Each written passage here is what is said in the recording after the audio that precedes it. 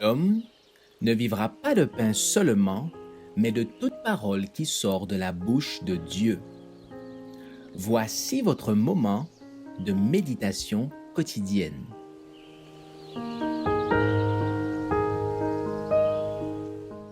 Vous recevrez une puissance.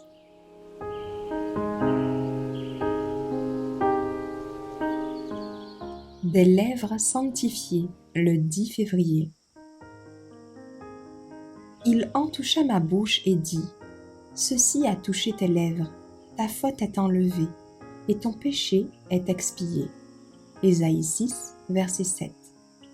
Par ses dons célestes, le Seigneur a amplement pourvu aux besoins de son peuple. Un parent terrestre ne peut donner à son enfant un caractère sanctifié. Il ne peut transférer son caractère sur son enfant. Dieu seul peut nous transformer.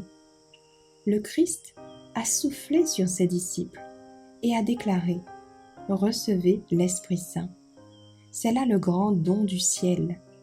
Le Christ leur a imparti sa propre sanctification par l'Esprit. Il les a remplis de sa puissance pour qu'ils puissent gagner des âmes à l'Évangile. Dorénavant, le Christ vivrait au travers de leurs facultés et parlerait par leurs mots. Ils furent privilégiés de savoir qu'après cela, lui et eux ne feraient qu'un. Ils doivent chérir ses principes et être contrôlés par ses paroles.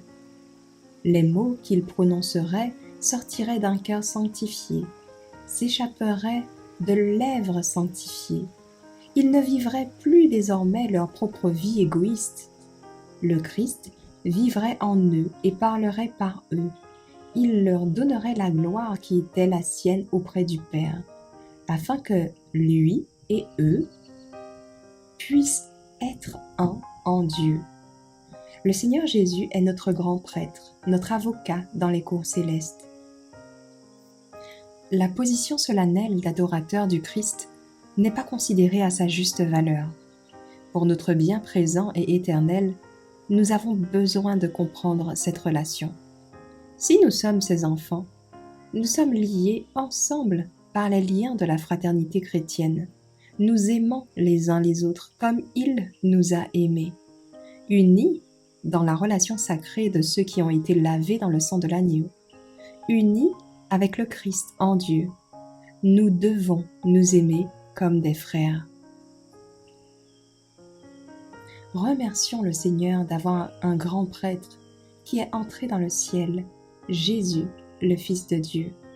Le Christ n'a pas pénétré dans des lieux saints bâtis par des mains, mais dans le ciel lui-même, pour paraître maintenant dans la présence de Dieu en notre faveur, par la vertu de son propre sang. Il est entré une fois pour toutes dans le lieu saint d'en haut, ayant obtenu pour nous une rédemption éternelle.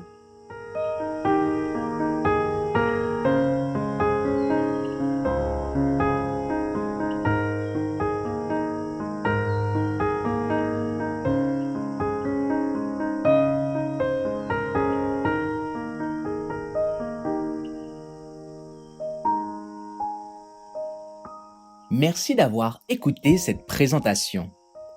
Assurez-vous de nous rejoindre demain pour votre moment de méditation quotidienne avec lereste.org.